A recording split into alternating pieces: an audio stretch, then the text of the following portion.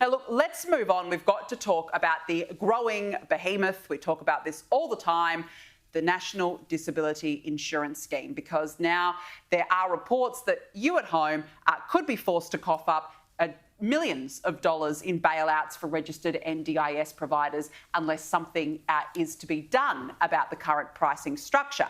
Now, according to this article, it comes amid revelations that losses for registered providers doubled over the past 2 years.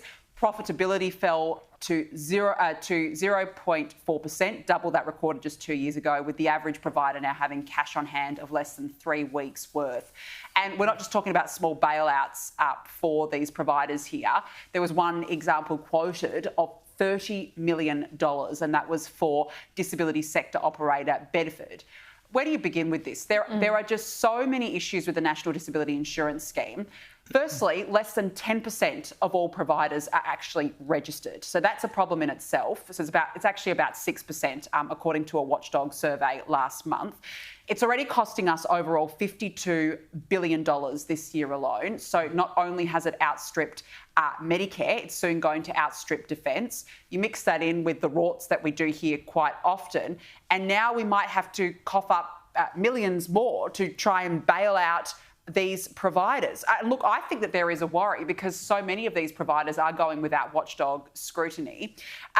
And the other issue is that you've got NDIS businesses that are advertised on Facebook and Gumtree as well. So if you've got $45,000 spare, congratulations, you've got yourself a National Disability Insurance Scheme business. I don't think that Labor has a hold whatsoever on this scheme, because initially it was designed for the most severely disabled, and it has absolutely blown out to being one of the biggest spenders in terms of government spending. And who's suffering? The taxpayer. The taxpayer is who is suffering here. It's actually not the people who really do need it, the most severely disabled who need it the most. Yeah, and I mean, I think the NDIS has just given a blank check to all these dodgy providers, set up, make a quick buck.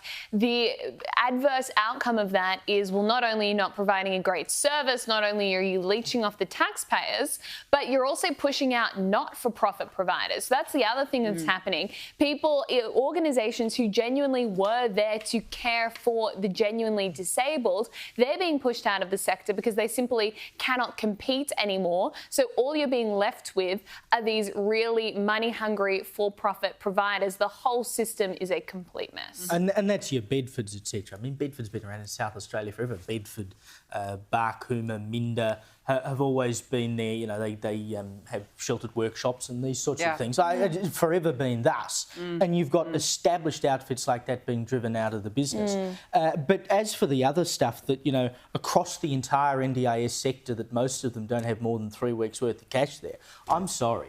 If you're not making money out of the NDIS, you are doing it wrong. And this is the problem, is you have so many people who've gone, I can make a buck out of that, and signed themselves up, and they don't know what they're doing. We are being fleeced. It needs to be fixed up quick, smart.